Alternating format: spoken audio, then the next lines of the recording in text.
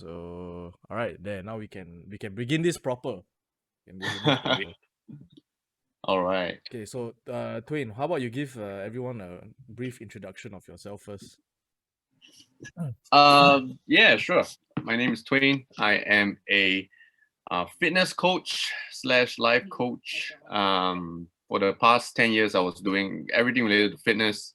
I help people improve their lives through the vessel of health and fitness, and especially nutrition.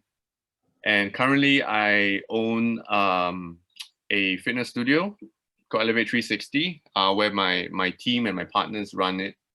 And then a lot of my own personal coaching I do through another online coaching company. I call it Type A Fitness. And yeah, that's pretty much it. I have some other some related businesses and then some other unrelated stuff as well. So it's me in a nutshell, what I do. Okay, so and actually yesterday I was sharing with all my viewers, and he was the one that came up with the nickname Twin the Rock Johnson. So intricate, if you're listening, yeah, this one's for you. Hey, I think I would take that as a compliment. Yeah, it Because just means that because you the are Rock as jacked is, as because the Rock is somebody that I think we can all look up to in terms of work ethic and just going hard, man. Going hard. But I don't recommend doing the 4 a.m. and all that shit and sleeping like very little and all. No, please make sure you get your sleep, guys. then there's apparently something I'm doing wrong because I'm still sleeping late and waking up early. Yeah, man. Okay, so we're back again with Jimmy this week. Nice. Is that a Christmas sweater I see? Yeah, it's I wish you a Merry Liftmas. It was a cold day today, so I wore this, and yeah. Yeah, I've feel always wanted good. to get. I've always wanted to get That's a myself very one of nice those. one. That's a very nice one. Is that from the what's that, the Flex Comics guys, or I think I've seen that on Instagram before. Yeah. Where this from, I can't tell you because it's a gift, so I'm not sure Okay. where it's from. But yeah, I've also seen it. I have not seen it until I got it, and then suddenly I start to see it, so I'm a little bit freaked out actually. I think Google's watching, man. Google's watching. They're listening in. So Yeah. you They gotta are, be man, I tell you. careful. The CIA agent listening to our this call might be waiting for some ideas as well. The FBI agent, right? No, speaking of which, something completely off topic, right? I actually did hear from a friend of mine in the US that there are people there who actually believe that birds are government surveillance drones. And the reason why they can land on power cables is because they are charging. That's it. So I see I'm not the first one who said that shit. Oh gosh. Well, America is America, so take from that what you will. I guess. Speaking about surveillance, some people are saying that the COVID vaccine will inject this microchip in you. So just saying. I mean that's perfect for everyone who is getting into right now the latest game, Cyberpunk 77. So I think this is a prelude. I definitely want to get that one, man. But first I've got to get a PS5. So hard to get one. Pre-order one, man. Actually, isn't it in stock already? Like from what I'm not sure. It just keeps running out, and I refuse to encourage the black market and all the scalpers. So I can wait. Yeah, so Isn't the game super buggy on like consoles now? Actually, it is. It is. I've been on the subreddits and I've been playing it myself, and I can say that it has more bugs than I've ever seen in any other game. Oh, I think you haven't played Avengers, have you? Oh, I haven't myself, but I have friends who do, and I have heard a lot of complaints as well. Yeah, that one's Wait, terrible. isn't there like a meme that like Cyberpunk players feel there's a lot of bugs, and then the Bethesda players were like, well, first time. Oh, yes. I remember that one. I think, but also I think there's too many people comparing it to like, I don't know, what is it, GTA and Red Dead Redemption and stuff like that. I don't know, I mean, subreddit lah. You can't compare to such great classics, lah. To be honest. Yep, and Reddit will always be Reddit. It's always people. It's a group of people waiting to throw shit at something. Fair enough. Okay, so what's our topic today? What are the stuff we're gonna talk about? So I think for today, it's gonna be more so on lifestyle and Okay. how we can integrate training, nutrition, and of course, a little bit of gaming, because at the end of the day, at heart, we are all gamers. We love gaming, and Fair enough. into your daily life. Because where do you draw that balance? And maybe we might dive into just a little bit of more sciencey stuff later. Okay. But because I think based on the questions that we've received, I'm just gonna read out maybe two or three.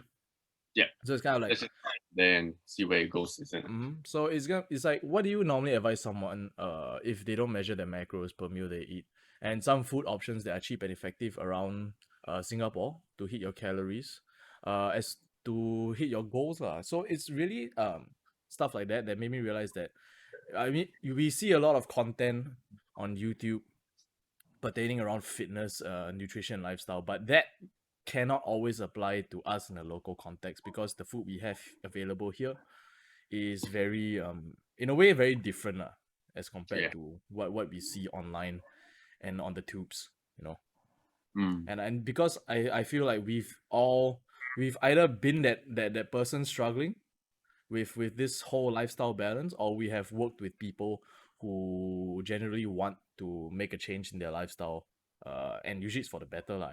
I've never met anyone who wants to make it for the worse. And yeah, basically that's about that. So maybe we just get each of you guys to share your takes on, maybe how was your lifestyle like before actually getting into fitness, and then some of the what you wish you had known then before we started this whole journey, like what we know now. What it was like. Jimmy, do you want to take this one first? So what was it for Yeah. you when you first started training? Well, my personality is someone that likes to take things to the extreme, Like I found that from a young age, I have the attention span for like one or two things at most. So obviously when I was a student, studying was not one of it. So I was playing games and sleeping, right? So these two lah. So my lifestyle was very bad. I would just be in front of the computer the whole day, or just play, and then I'll eat lunch at dinner time, right? That kind of stuff. So there were no lifestyle to speak about. That was the lifestyle, right? So when I started training, um it was the complete opposite at the first initially, right? I was just completely training, and then like I took too long in the gym basically. So for me, it was like very extreme. Only afterwards, when I get older, I start to have a bit more like balance, right? And I think my approach to this would be more like, I still don't think that I have balance at heart, because it's just not something that I have, Like if I want to play games, I must play like, because for me, I'm not one of those casual gamers, right? I cannot just go in and play for a bit and then come out. Like I find that like experience is very important for me. So I tend to like kind of lose track. So you're kind of going balls to the wall with whatever you are doing. Because a lot of games I play are very a huge time sink, right? Like uh I used to play RuneScape, right? And that game is slow as hell. The world is Yeah, very I big. remember that. RuneScape. RuneScape sounds familiar. I think I played it a little bit. It's I mean, it's a classic, that one. yeah, it's you gotta walk from one end of the map to the other. It takes a long time. Sometimes And it'll take about like 3 years, honestly. yeah, and then Yeah, you have sure. so it's like you log in and you have some responsibilities, right? Basically, if you need to mine, you need to keep clicking on the thing, right? So it's like working, you know. And then afterwards, I play WoW, which is like World of Warcraft, right? It's like even Which more of is a time. considerably more time consuming. Yeah, and so like nowadays you have a lot of quickies, right? You log in, you can do something for like 10 minutes or 20 minutes or 30 minutes, you come out. Back then, it was not really the case. You have to be prepared to play for at least half a day, right? At least for me, that's You have the to mindset invest anyway. hours. Yeah, so for me, I personally get my enjoyment from like, like for example, if I go eat a buffet, I must eat a lot, right? And so like that is me, like it's very extreme. I mean, for you, for those of you who don't know, Jimmy used to be a sounds very competitive extreme. eater. Jimmy was a competitive eater before, so Oh wow, really? What's your biggest eating feat then? Um, I've won some events that were not really like huge volume of food, but those are more like time based. So like I won my debut at Cathay. So they make you eat these sushi rolls, and you eat four of those rolls. Like they're quite big actually. Okay. And I won. I ate the fastest basically, but amount of food I guess it'll probably be about 2 kilos because Okay. the price is quite Mm. Food wise, in training, I used to, anyway, this is one of the extreme stuff as well. Like so I'll cook up a kilo of rice, a kilo of meat, a kilo of vegetables, and so they will be like 3 kilos, and then I'll eat that, and I'll prepare like, I don't know, 5 liters of water, and I'll drink that right away to stretch the stomach. So that's one of the trainings we did, right? But yeah, so it's I mean, I've not fun.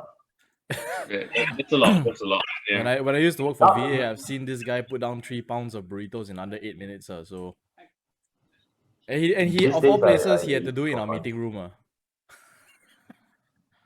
Yeah, so I mean, now I'm normal, right? I'm normal. You know how they say Even normality my is a training state is, of is mind. normal now. I only train 4 days a week, so. Okay. Sorry, I'm sorry if I completely like missed the questions. I don't remember what the original question was really, to be honest. But it's okay. alright. No, I mean like the competitive eating stuff is pretty cool, pretty Yeah, interesting. indeed. I know, but you are also someone who can put down quite an amount of food, Dr. Twain. Have you ever? Is that something you ever considered trying at any point of time in your Oh no, life? never. Because I mean last time if you talk about how I started with training, it was because I was very skinny and very small, and then all I remember is my dad just telling me that I'm very skinny, very small, I should eat more. So yeah, so that got embedded in my consciousness, my subconsciousness, and then I just ran with it all the way. So I started at like 60 kilos, and then I just bulked for 7 years, and then I ended up at like 105. Jesus Christ. I Yeah. was 105 too at my heaviest. I remember. I do remember you telling me some stories of your bulking escapades. Yeah, I mean, it's definitely not like I never measured or weighed my food in terms of like I know it's a 1 kilo of rice, but it was just look, you're just consistently eating. I was eating like 8,000 calories a day kind of thing. So um you know how you always reach a diminishing point, right? And in order to get Uh-huh. all gains, you need to push even harder. And I never took like a maintenance or anything. Like so if you ask me, I would say probably with what I know now, I would have regulated stuff better. But then again, all the learning experiences that come with it, all the stuff where you have blending your chicken, blending your oat, then drinking it down, making like one of my killer shakes was I love this one, right? Where I used to do 4 scoops of, so I had to buy an industrial size blender, one that could hold like 3.2 liters or 3.4 liters, something like a gallon or whatever it Holy was. shit. Or half, I don't remember. But anyway, so it could fit everything I wanted to put in it, which was 4 scoops of whey, and then I put like I think 2 liters of milk. I dump in like a Nutella bottle. I dump in a peanut butter bottle, and then for health, I put in spinach. And then I blend that shit up. No, I blend that shit up, and then I just try to scour as much as I could. And you know what? It's like when you're eating so much, you're just eating. You're always full. There's not a point in time where food really appeals to you. So now I face the effects of that, because every time I see people do like triple cheeseburger shit or quadruple patty with a lot of cheese and whatever, I just feel very sick when I look at it. So you start getting those PTSD flashbacks, right? Almost. I'm just like sitting in my chair like, you know. Yeah, but funny thing also, because once or twice when I fell sick, I went to the doctor, and the doctor is like, okay, so take all these meds and stuff, and then the pharmacist is like, okay, so this one take on an empty stomach. Then I'll be like, when is my stomach empty? I don't know. Is I there a can't- time my stomach is ever empty? Yeah, no, when I think about it, like, wait a minute, because I used to wake up in the middle of the night to go and pee, because I would drink a shake before I sleep, right? Uh-huh. So I go and pee, and after I pee, I go to the fridge, I drink another shake, and I go back to sleep. Oh, this is literally like the you remind me of all those I have VB pros and their lifestyle that they post up on YouTube for people to go and see. But to be fair, my intake was really quite high because I was very active. I was doing Dragon Boat at that time. I was training a lot in the gym as well, and just I mean, it was just pretty much all that. Just very Shit, man. 9,000 calories.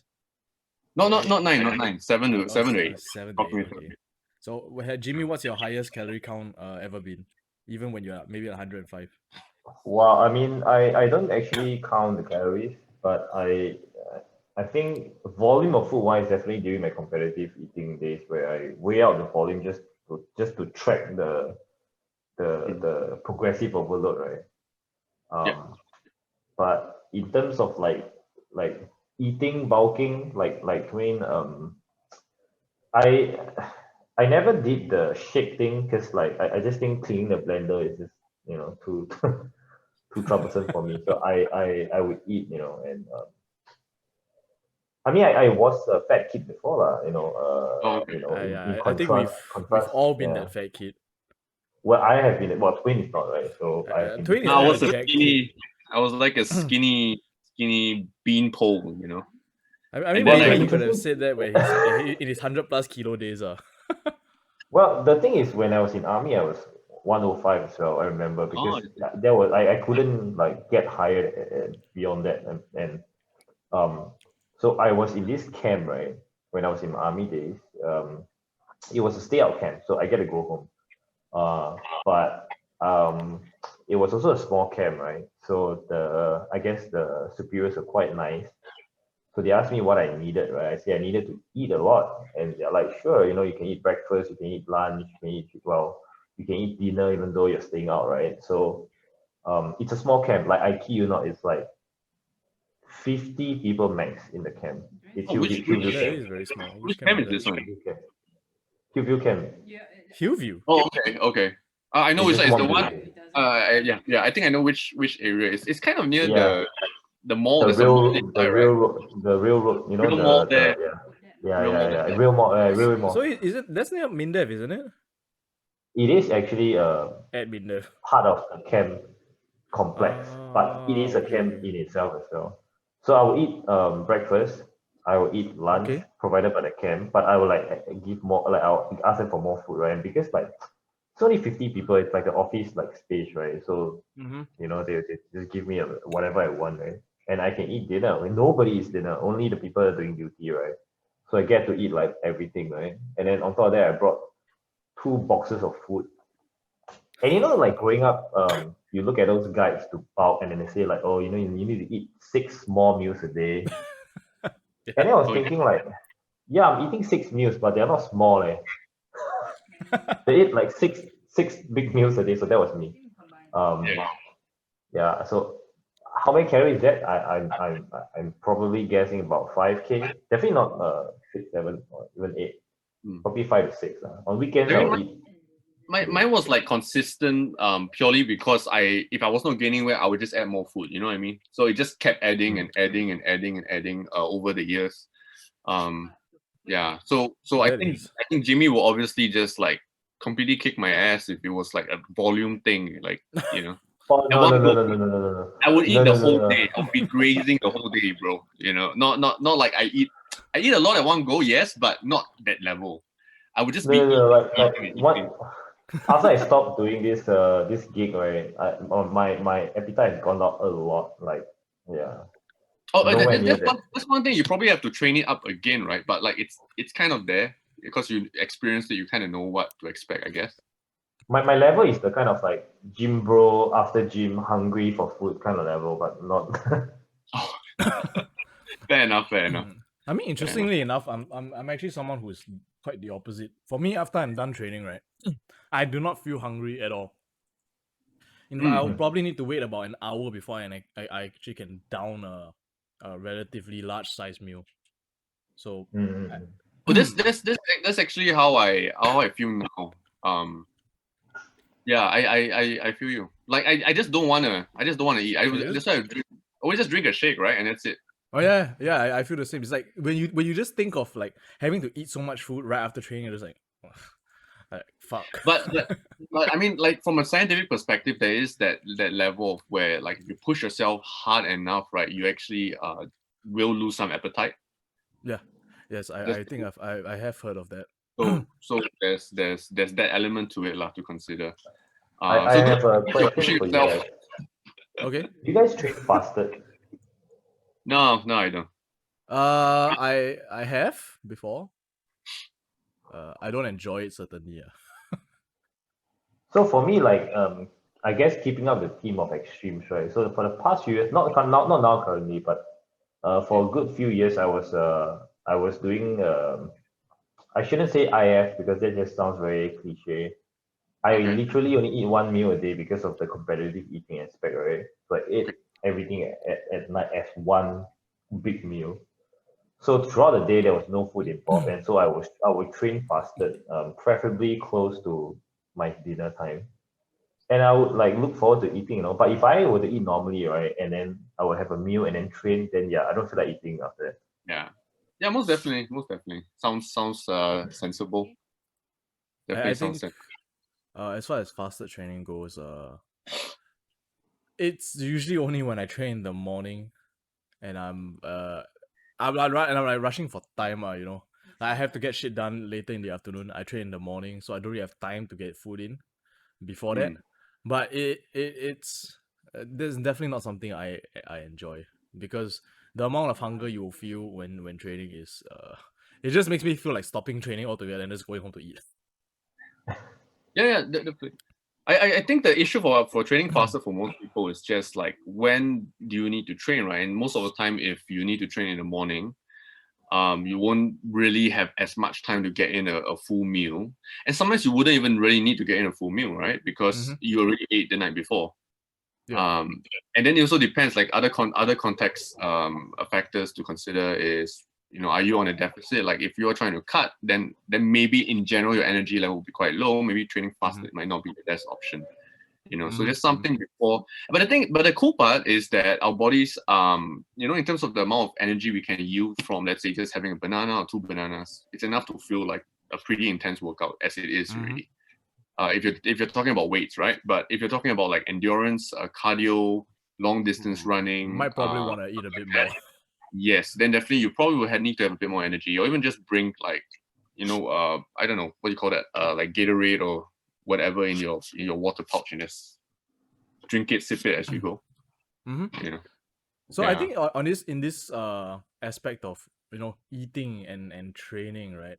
Well, what are some of the the lifestyle nutrition hacks that you guys have sort of discovered over the years in a local context, like, you know, like local foods. For some people, it might be like make chicken rice. No, in terms of helping them, um, either stay in a deficit or I mean, okay, to stay in a surplus is pretty easy. Eat everything you see, but to stay in a deficit, especially, you know, because there are a lot of things that we may overestimate the calories of it Yeah. more often than not. And this is also something I think that I have been guilty of doing, even when I was still working with you, and until it's like you sent me real back down to earth, like, dude, this is actually like 300 more calories than you think. And I was like, what the fuck? No wonder I'm not losing weight. Yeah, man. So assuming the goal here is to either maintain, stay in shape, or to lose weight, right? Yes, Uh, sir. I mean, if it's just to kind of maintain and stay in shape, then I would say you don't really need to do too much, as long as you just monitor your weight and see if it is going down or going up, right? And what we refer to that, also what we mean by that is like taking your weight daily and just kind of see the trend. So if it's kind of stagnating, and I mean, Jimmy's an investment guy, so it's like it's ranging, right? You know, then there's probably not much you need to worry about lah. But if you want to lose weight, obviously you want a downward trend in your weight. And if you want a downward trend in your weight, it's really a factor of how much you are consuming. Okay. Mm-hmm. So the best hack I can tell you is like literally cut out half your rice or noodles, whatever it is. You eat the same stuff, cut out half the rice noodles, and then see if you feel a little bit hungrier. If you feel like a little bit hungrier, then that's great. You're probably going to lose some weight already. That's like the simplest way I can put it. Yeah. And then the expectation, a lot of it comes down to expectations and management of expectations as well. If you're not going to be tracking your stuff, if you're not going to be preparing your own meals and all that, right? You cannot really expect like a fantastical result. Mm-hmm. You can get some very, very good results though, because it really depends on the style and the nature of the person. And what I found to be the big determiner is the people that are very extreme. Example, like Jimmy, right? A perfect example would be if somebody that has that kind of wiring already, and everything they do is already inclined towards, okay, I know I need to cut weight. I know I'm going to be a bit more strict myself. I'm going to be a bit more extreme with the way I go about doing it. Even though on the surface, it might look like, okay, I'm going to cut this thing out. I'm going to cut that thing out and just adjust this meal. And somebody else could try to follow that. But just the wiring and the way they're thinking about it is going to be very, very different. So somebody else might be more tempted to eat and to snack, or they might be more inclined to accept a couple snacks or take a sip of bubble tea here and there, whatever it is, because all these things will add up, right? So the biggest determiner is just the attitude to it. If the person is always looking for a way to make it easier, chances are you're not going to see very good results. But if you just form a plan and you say like, okay, if I want to lose 10 kilos, how long is it going to take me? You can actually reverse calculate that back quite easily and decide what's the level of effort you want to do, how long that's going to take, maybe 3 months, and then this amount of effort. I'm going to double down into it. I'm going to just grind through it, hit that, and then work on my maintenance. So the big thing here is not so much about trying to hit that target. The big thing here is about trying to get to maintaining that target as fast as possible. And if you look at it that way, it makes it that much easier to kind of look at it as a temporary phase, because fat loss is not sustainable, right? Like even muscle gain is not a sustainable phase to be in. At some point, you have to stop. Yeah. Right? Just that muscle takes much longer time, so you can stretch out much longer. And I think also after a while, like you said, you will reach the point of kind of diminishing returns. You will. And then you have to get more extreme. But then that comes in the mindset, right? How much more extreme are you going to be? I mean, at the time being young and having like no real benchmark to go against, it allowed me to just say, okay, I just have to be more extreme than this. So it's just more food. How can I fit in more food? It was not a case of like, oh, I can't eat anymore. Oh, it's so terrible and all that. It was like, I just want to know how I can get in more food, and I'm going to find a way to get around it. Okay. So Jimmy, for yourself and also maybe the people you work with, what are some nutritional like as they mentioned, kind of nutritional hacks, or maybe some kind of foods that you really favor when cutting or trying to stay in a deficit? Well, I've realized that people generally, at least for me, fall into two groups. Yes, darling. The first group will be people that can take routine in the things they eat. In terms, I'm talking about a concept, right? Not exactly like the type of vegetable you eat, but the theme of food you eat. And then you have another type of people that cannot eat the same food more than once a week. Oh yeah, right. And so the way I test this out is like, so years ago there was this big thing where people found out that the Facebook founder Mark Zuckerberg, right, he wears the same shirt every day. Right? I mean, it was people were like, oh, Mark Zuckerberg wears the same shirt every day, and then he's like, yeah, because he doesn't have to think about what he wears, he can think about other stuff. And I think that approach to, personally for me, works because I don't have to think too much about whether I'm in a deficit or not, if I'm planning to be in a deficit. Because if I largely keep to the same theme, food, then it allows me to not worry, because all I need to do is to track maybe once a week And if I'm not reducing weight, I just adjust a little bit, right? Yeah. And so I found that with the clients I work with or people that I see, or not my clients, but people around me, is that if they can take the same kind of theme of food, right, like rice-based dish every night or whatever, then it's a bit easier to kind of say maybe use a feast as a gauge on food sizes, right? So they don't get the details about counting macros. They just put their feast next to the food, and they can roughly gauge the size. And then you can check in with them once a week, or if it's yourself, check in once a week and see if you're, reducing. If you're not, maybe feast size but a bit smaller. So that I find works, because I think with food, people already have a natural inclination for the kind of food they like anyway, right? So people already like to eat certain kind of things. If they are kind of always revolving around the same kind of food, then if you're just talking about calorie reduction, I find that, you know, letting them know that, hey, it's fine to continue this, just have some perspective in terms of the sizing with using a feast because your feast is always there. I find works. The challenge is people who cannot eat the same thing more than once, people who have to eat something different every day, they get bored easily.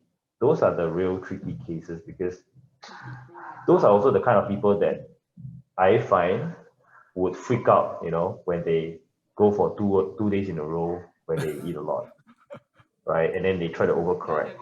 And so with these people, I think that um, I'm going to be a bit extreme here and trying to counter this problem by offering an extreme solution, which is just fast. Because if they are fasting, it's a momentum gathering thing, right? You gain momentum by not eating. And I find that a lot of times when people start to eat, they tend to overeat. And so if they fast until nighttime, then they can't really eat a lot at once anyway. Then it kind of curtail the amount of calories they can eat. So if I were to give like a one solution, that would be it. But I mean, the best way to go about it, obviously, in terms of the healthy way, of course, is adherence. And I find that having someone there to kind of guide you along, be it a friend or just someone that you can bounce off like this kind of thing with, because sometimes you think that you're doing the right thing, but actually you're not. Like just having someone there to talk to, I think is still the best. Yeah. But maybe to add on to that also, have a friend who maybe relatively knows the shit well. If not, it's gonna be you're not gonna know what you're doing. He's not gonna know what he's doing. Both of you are just gonna end up like waddling around in the dark. Yeah, because I've known people who like once they start to eat, right, they will just eat and eat and eat and eat and eat the whole day, right? Yeah. And you'll be thinking like, is this healthy? And then they're like, oh, how do I be? The thing is they know that they can't eat so much, but it's like a train, Once you start, right, you just keep going, right? I kind of feel personally attacked here, but yeah, go on. I'm the same. I'm the same way as well, right? But then they will report to me. Well, not report, but you know what? It's just conversation. They will say that, hey, but on days where I just like I'm too busy to eat lunch, and then I let myself fast because if you're fasting, right, there's this sort of psychological effect of I'm burning fat, right? Yeah. And they want to keep it going for as long as they can. And so when it comes to evening time, right, when they eat, right, first of all, in one sitting, they can't eat a lot of food, right? So that itself is already like, the limiting factor, right? So of course there's other things to tackle, which is like, your protein intake and that kind of stuff. But in terms of food wise, I find that, this kind of up and down, even though it's not ideal, at least it's sort of mentally it sort of like allow the person to be like, well, you know what? I ate so much the other day. I didn't eat much today. Kind of works out. Yeah, but and also I think based on the amount of people we've talked to.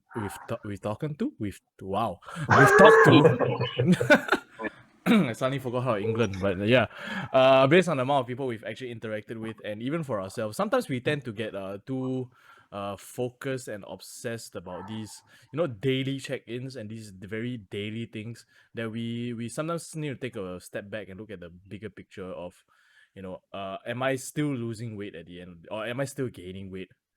you know. And I think a lot of times this can throw a lot of people off.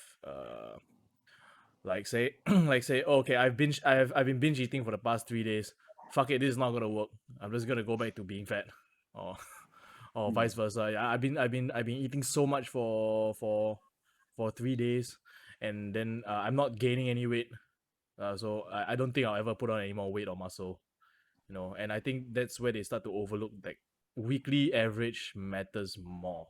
Like, have you guys ever ran into any clients, or even for yourself, been guilty of ever thinking like having the mentality? Yeah, yeah. I mean, definitely. Maybe not in relation to health and fitness, but the principle still stands. Like when you do something else for the first time, you're always starting from zero, pretty much, right? Mm-hmm. And especially if you have expertise or you have some level of skill in some other aspect, sometimes there's a carryover expectation that I should be good at this other thing I'm going to attempt. Yes. So definitely you will feel that level of discouragement. Like, how come my results aren't coming fast? How come I'm not seeing what I'm supposed to be seeing? How we're not matching up to the standards? And there's always going to be that. But I think what Jimmy mentioned was quite important, which is understanding the client is very, very important. Understanding client is very important, Yes. because there's going to be different categories of people, different types of people. Obviously, the people that are a bit more, even the people that are a bit more strict, a bit more extreme, present a different problem as well, because most of them have the all or nothing mindset. Okay. Yeah. And the problem for a lot of people that, like you said, they try this thing and they do it 3 days, 4 days, 1 week, and then they feel like, oh, fuck it, it's not working out. Can we swear? Yeah, Yes. fine, Yes. right? Feel free. So This is like, a you know, this is a like, non PG friendly stream. Don't worry. okay, fine. So it's like fuck it, you know, like it's not working out. I'm just going to be fat forever. I'm just going to be Yeah. skinny forever, whatever it is. And a lot of times people that have this kind of mindset don't exist they exist at the ends, right? They don't exist in the gray area. And the progress is made in the gray area. The progress is learning to regulate and be in the gray area and say like, hey, there are going to be some days that are good, there are going to be some days that are bad. Can we make it such that there are more good days than bad days? Then what constitutes a good day? What constitutes a bad day? If you're talking about the actual metrics, yes, I agree with you. Honestly, the weekly average matters a lot more. In fact, can I plug some of my stuff as well? Yeah. Yeah. Go ahead. Plug it all you want. Because this is actually quite interesting, because like this week I'm actually doing a workshop on exactly that, which is caloric cycling, and then different caloric cycling approaches, how to calculate that out, and then how you can use that to formulate your own plan. Because like Jimmy mentioned, it's really common to find a client, especially a lot of our clients are high executive types, right? Yes. Who are very busy, and then there's some days they're just so busy they forget to eat. You know, on the days that they're so free, they just find like, oh, feel like I need to eat stuff, you know? Yeah, and that's all they do. So, All they do is eat. yeah, pretty much, right? And then I have clients that are like doctors, or I have clients that are jet setter types. Obviously now, not much jet setting, but let's say the doctors, they go into surgery for like 12 hours, you know, 10, 12 hours, and they don't eat. And after that, they finish that and they're just like, I'm so pooped out, you know, I just want to go home and crash. So they barely eat so much for the day. How can you give somebody like that macros a day? You know what I mean? It doesn't quite make sense. Yeah. So when you ebb and flow with their schedule, you understand the client's needs, you understand their kind of personality, and then you kind of fit all those in. Knowing the guidelines really helps a lot. Okay. And then for a person that's trying to do it, they won't know all the stuff that we know, right? They won't know that the weekly average matters. They won't know that, oh, maybe it's just the calories only, you know, and obviously it makes it much easier for them to be misled. But then having somebody that actually knows that, can listen to those cues that they have, and then to help them formulate that plan is always going to be the best thing for them. So if you're looking for an actual solution, honestly, it's whatever eating style appeals to you the most. It really is, because that's about the adherence aspect first and foremost. And getting some sort of progress is going to be the most important thing at the start. Because without any kind of progress, you are not going to be motivated enough. It's not going to be reinforced enough. You see, because we always look at the tangible, superficial stuff, right, at the start. Yeah. And that motivates us enough to start questioning, okay, how come this works? oh, how come I'm hitting a plateau after 2 weeks, after 3 weeks? You know, and then from the questioning, you start to find out a bit more, you start to do things a bit better. So it's not about like perfect at the start, which a lot of people try to find. Yeah. It's about kind of getting started doing something that makes kind of sense, right? And that's why you have a lot of these kind of diets that are very easily popular, like doing keto, or even like you say doing IF, intermittent fasting stuff. Because intermittent fasting, essentially what it is just skip breakfast, right? Or skip, whatever it is. Yeah. That's essentially intermittent fasting, because the actual fasting benefits you're trying to talk about do not manifest at that level of fasting. Because in the first place, that meal that you ate for dinner, your last meal, is going to last in your body for what, 6-7 hours? Thereabout. And then and if you're doing a 16-8 fasting window, that's what, 9 hours of fasting that you do. With 9 hours of fasting is going to sleep. Yeah, pretty much. You know? Pretty much. So there's not really any fasting benefits you're going to experience, because the type of fasting benefits you want to experience happen when you're doing like 48 hours of fasting. When you're doing anything more than that. You're talking like religious monk-like fasting, you see. So it really is just skipping breakfast. That's pretty much it. And what that does, for all of you that don't know, right? What skipping breakfast does, it makes you eat lesser.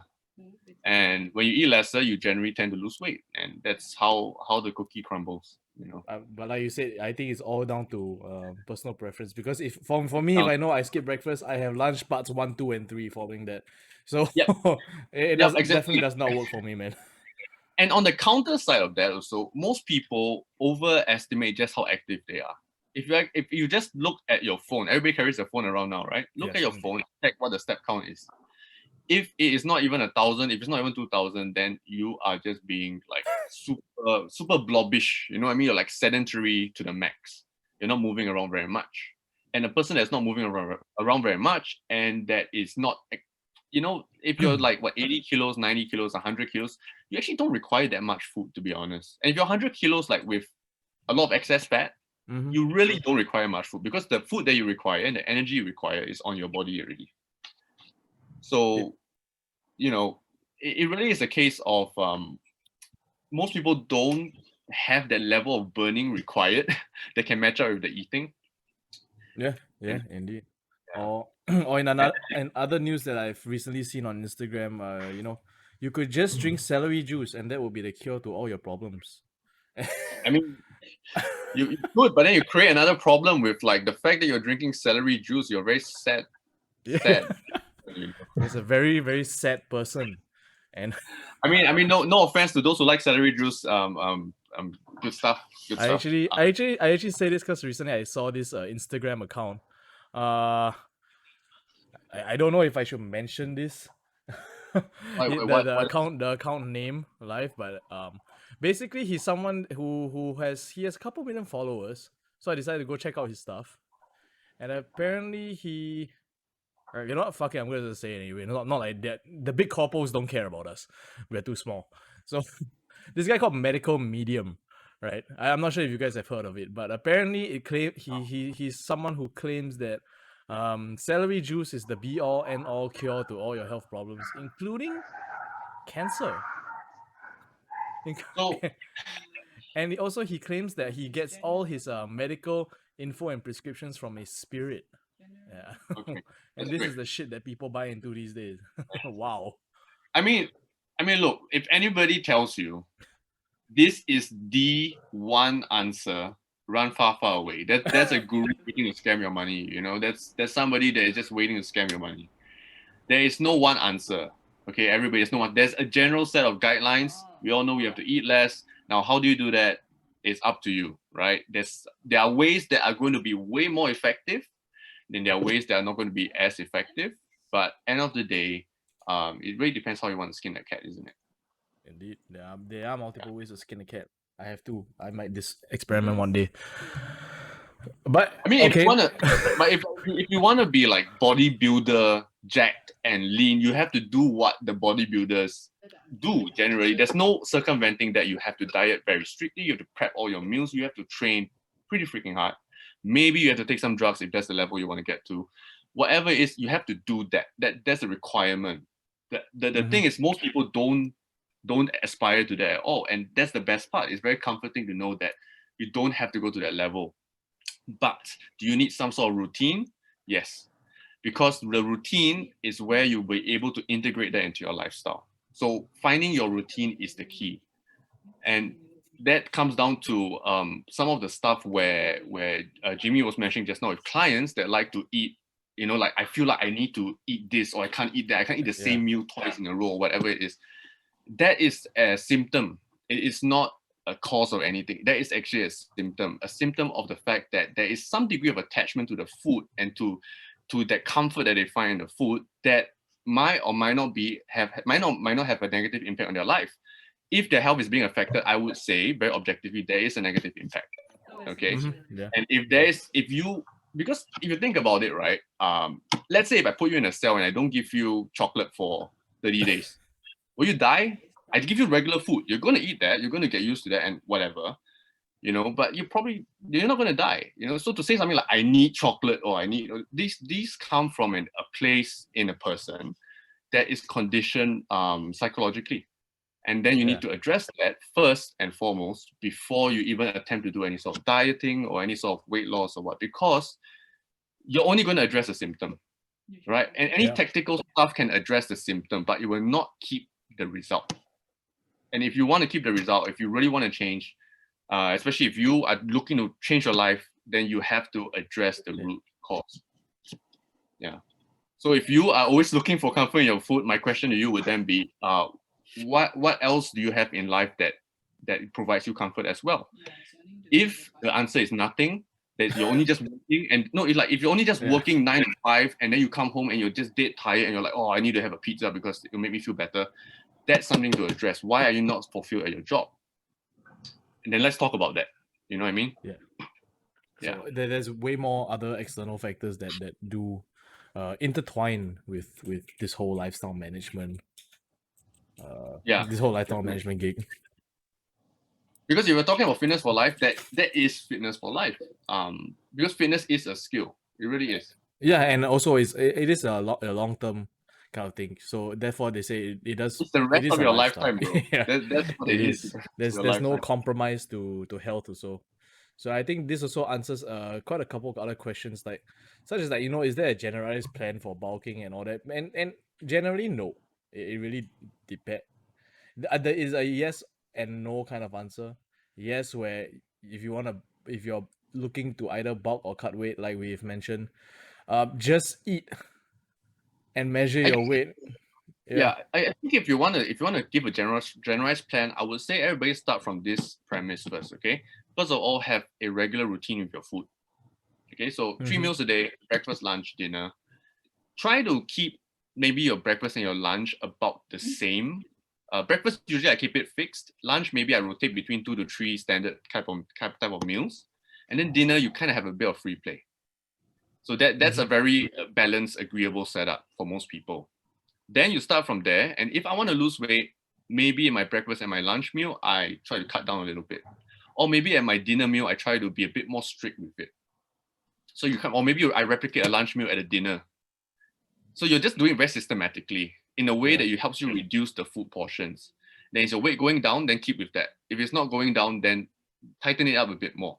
Because the effort in the fat loss process is not about like what super tactic am I going to use. The effort is literally just based on my usual routine, how much do I tighten it up? And if I want to bulk, how much do I expand it out? Yeah. So start from there. And then if you want to bulk, then maybe add in an extra snack here and there, a protein shake here and there. Like liquid calories are the best thing for bulking. That's why I blend my chicken, Definitely. I remember also during my bulking days, that was during my internship actually. So there'll be days where I have totally no time to eat, and I still have 400 grams of carbs left by the end of the night. Like macro catch up at the end is not fun. It is never fun. It ends up with you lying on your bed, wanting to puke, almost puking, and eventually, if you're unlucky, you running to the toilet to puke, or if you get draw the even shorter stick, you puke on your floor, which is never fun. I always have a bucket next to your bed. No, I'm kidding. Maybe I'm interested. Like, what what percentage of your viewers actually have an issue with bulking, or what percentage of viewers have an issue with like losing weight? So I think that, you know, one of my viewers who has asked this, I'm just gonna review his name, Exeter. This is his username. So he's someone who's recently been hitting the gym a little bit more often, taking his nutrition a little bit more Hey, good on you, man. seriously. Exeter. Yeah. Shout out to you, brother. And recently he's like he's been telling me he's been trying to get in more calories, such as in the form of oats and stuff like that, which is pretty good because oats are generally a little bit more calorie dense. But in my own personal opinion, they don't work for me because A, I don't like the taste of oats, and B, I find that they are very satiating for me. Right, so if I eat a lot of oats, there's no more room for a lot of other food. Like I have no more room for a lot of my protein intake and just a tad bit of fat intake. So that doesn't work for me. Yeah. Did he ask a question? Is he having trouble with getting more food? Sorry. Can you say that again? No. Did he ask a question? Is he having trouble getting in more food or? So I think for like the general issue is maybe what kind of, you know, besides the usual, like there's sometimes, you know, you want to eat at a coffee shop, like what are those certain kinds of food that we would recommend adding into our lifestyle? I mean, it could for me it's definitely chicken rice. I think chicken rice is the best meal you could ever find at any kopitiam. Yeah, it's chicken, it's rice. What more do you want, right? Like, and you can add egg. And you can add. But one underrated one is toast and eggs. Yes. Are you and for those who don't know, Twain's regular breakfast used to be Pepsi and eggs. So that's because I would train in the morning and I need a bit of sugar also for that. What about you, Jimmy? What's your most preferred form of breakfast? These days I have liquid calories for breakfast. I have some milk. I put some whey, and then I just down it because of the fact that I'm really busy in the morning. So I personally don't like to eat breakfast. So I think that drinking it is, I mean, you just get it done in like a few seconds. So that's my breakfast now. But my ideal breakfast would be one of those continental breakfasts in hotel. Ooh, nice. That's very nice. There is the perfect stuff. Like hotel breakfast buffets are the best, man. Yes, no. But you see, think about it, right? You have to wake up. You have to wake up early to go eat breakfast, but you're on holiday. Like, it doesn't make sense. No, it does. After that, you go back to your room and food coma. Okay, sleep again. Okay. Yeah, that is also very true. Provided you can actually wake up for the initial breakfast, which I often have trouble doing. Fair enough. So, but hotel breakfasts are always the best. Yeah. I would beg to differ in terms of which hotel you go to, but generally, yeah, they are the best, especially the ones with free flow eggs. Oh yeah, and then they have like egg station that helps you make omelets, whatever, right? Like whatever you want. By far, I swear that is the best. Yeah. Okay, so I think we have time for a bit one more question. Okay. So and this is also relating back to in terms of nutrition and lifestyle.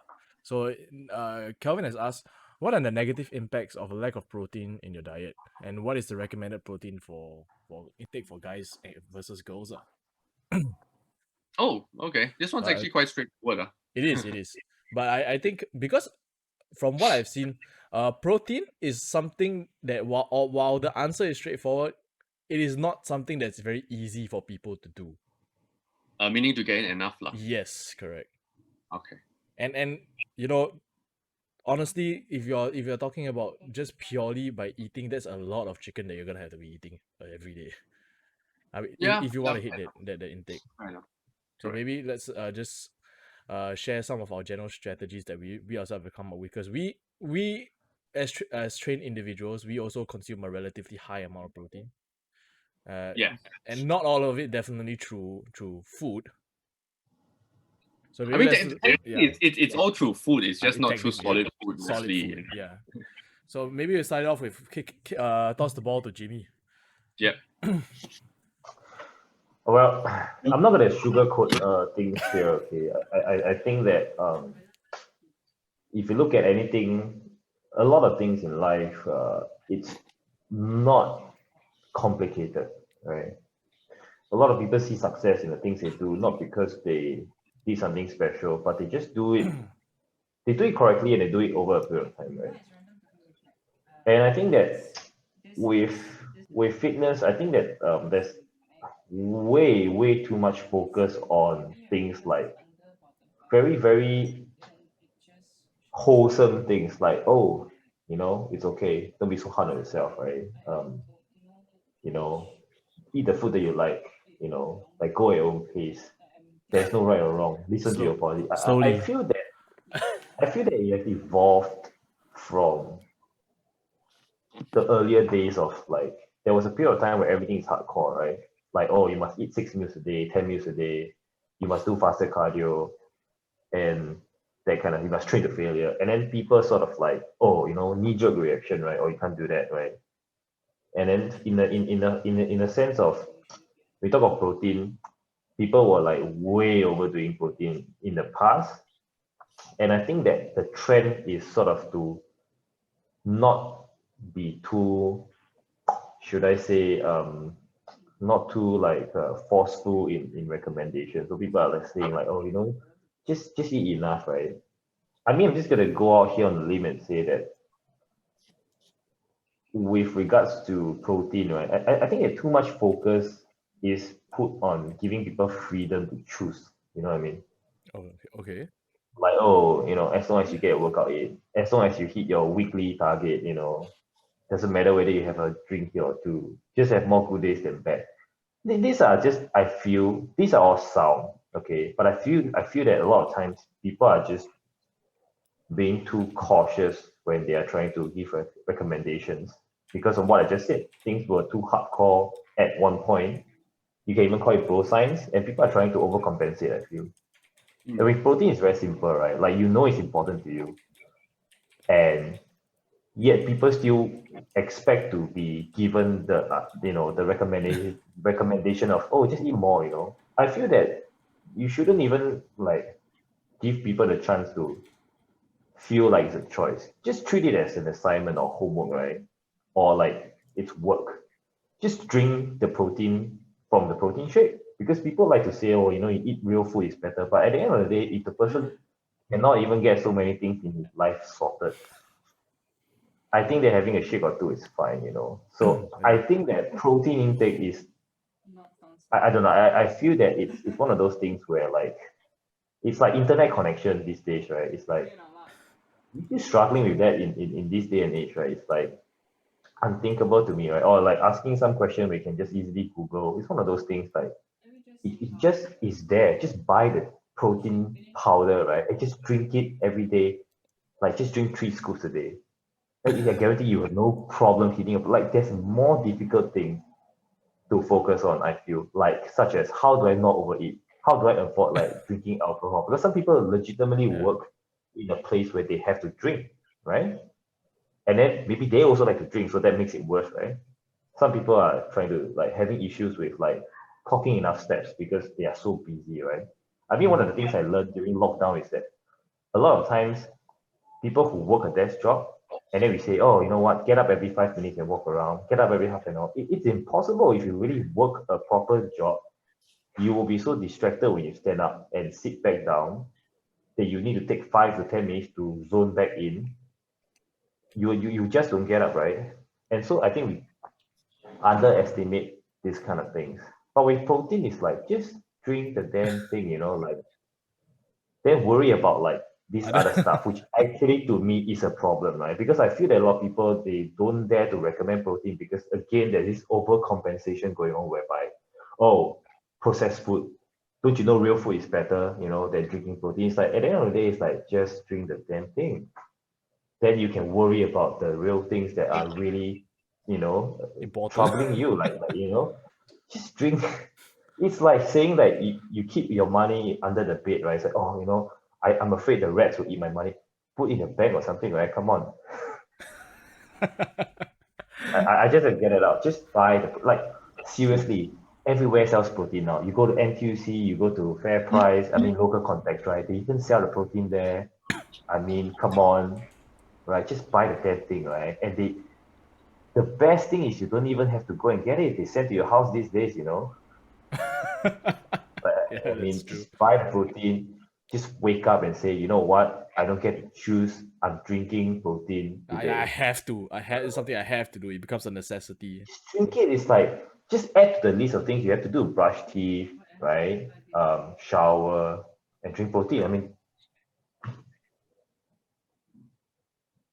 Yeah. once you get your protein intake settled over a long period of time, you will see results, and that will make you more motivated to give a shit, right, about other things, such as doing more exercises or just other things that are more important, right? And then you will circle back into this area where you say, okay, you know what? I see progress. I work out properly now. I make time for my workout, that kind of stuff. Let's see if I can eat real food now. I think that makes sense. Fair. Fair. I also because I do remember also when especially when I first started training, I think back then protein wasn't as easily accessible as it is now. Like at least protein shakes weren't as now you can literally find them everywhere, right?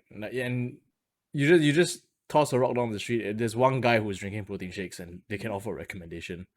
Right, it's gonna bound to hit someone. But I think back then it was like there were only a couple of brands available, especially only in Singapore. I think back then was like what ON was one of the few Yeah, available brands, right? yeah, And back then I wasn't even like counting or measuring how much, because hell, at that point of time we knew jack shit about calories, we knew jack shit about macros, right? All we knew is protein is good, drink protein because that's how you get swole.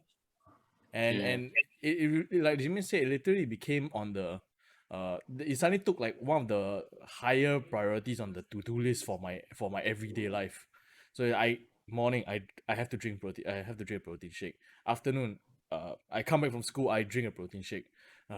After training, I drink a protein shake. Before I bed, I drink a protein shake. So because I'm not someone is used to eating a crap ton of meat, Hmm. especially when it comes to chicken breast and all that kind of things. Like I know that's one of the options.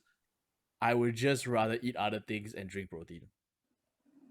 Yeah, so at least for me, I think that has benefited my lifestyle in a way lah. Slamming shake after shake does make it more normal in a sense, because to some people who had never drank a protein shake before, they find it tough. And also because they're like a protein shake does it work, or that kind of that kind of thing. They still tend to look at it from a very big lens of skepticism lah. But once you get used mm, to it, yeah, once you get used to it, you slowly start integrating it as part of your lifestyle. Then it's just slowly becomes easier. You don't have to think about it anymore. It just becomes part of your routine.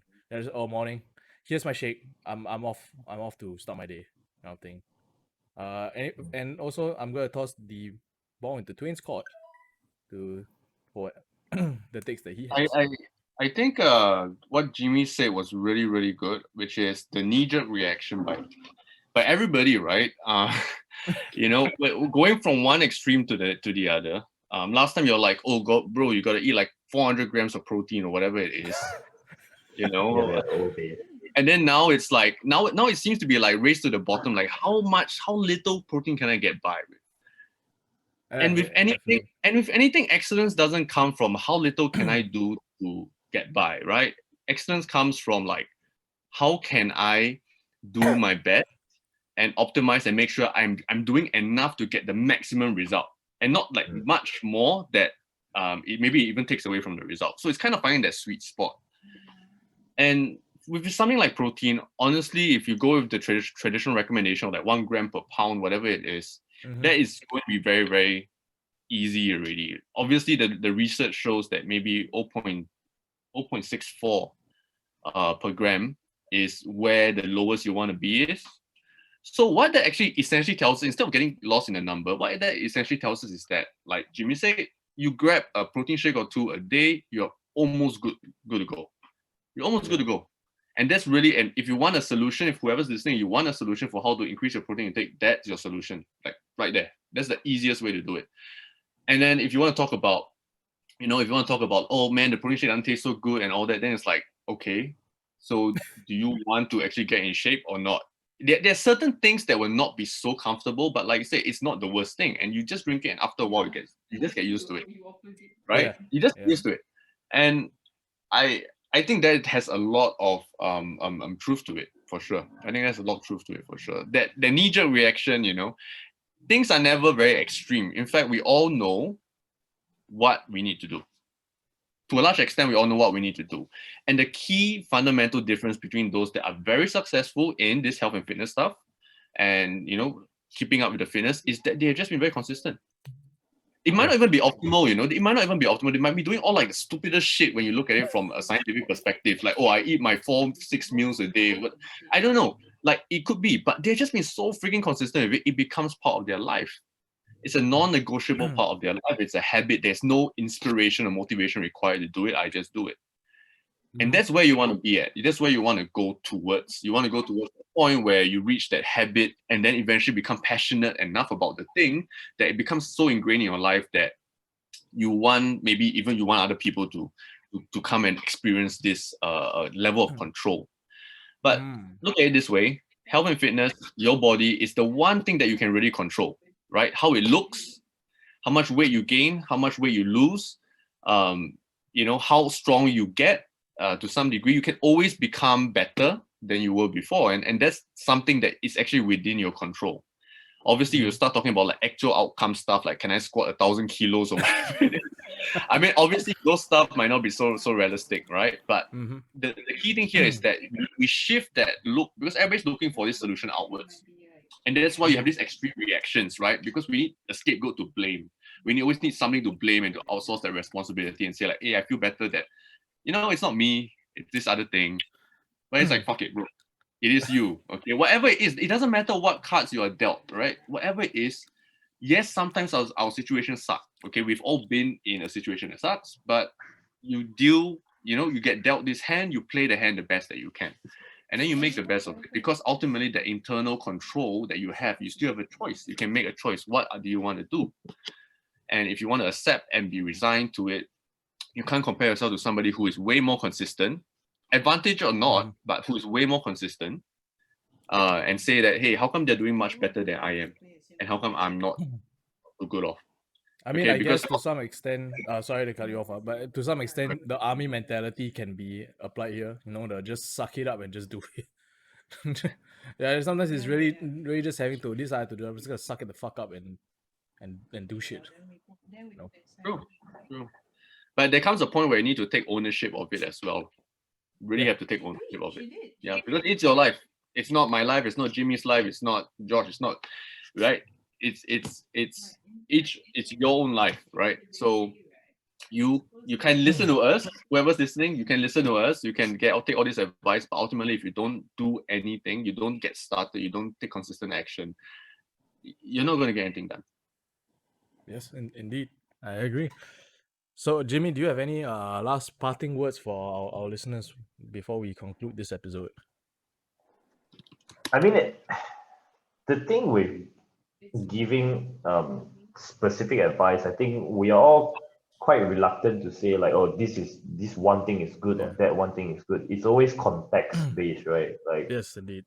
And one of the issues that I guess as coaches always face this issue where you are people are asking you for a set instruction, right? They want to look for that magic exercise or that magic thing, right? And as coaches, you always say, well, it depends, it depends.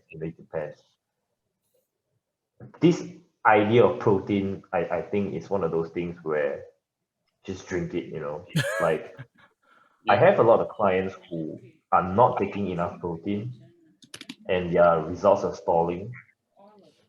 And for me, it's a very simple choice. I'm like, look, if you can get enough protein in, everything will improve, right?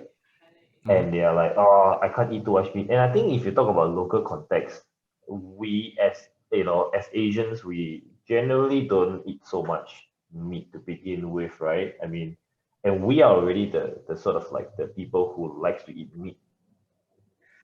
Yeah. And so usually if you talk about girls, that's worse because, we are just not used to eating a lot of like protein based stuff, right? And so whenever someone's like, oh, I'm not eating enough protein, what can I do?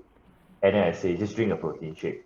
And then they're like, oh, isn't that processed? Or oh, isn't it not safe? Isn't that bad for kidneys? It's like, yeah, even if it is, you can deal with that later, right? I think the biggest thing you can do is, I mean, just to take it. Then the question is, well, when do I know when not to take it? And I think that you will know when you shouldn't take it, right?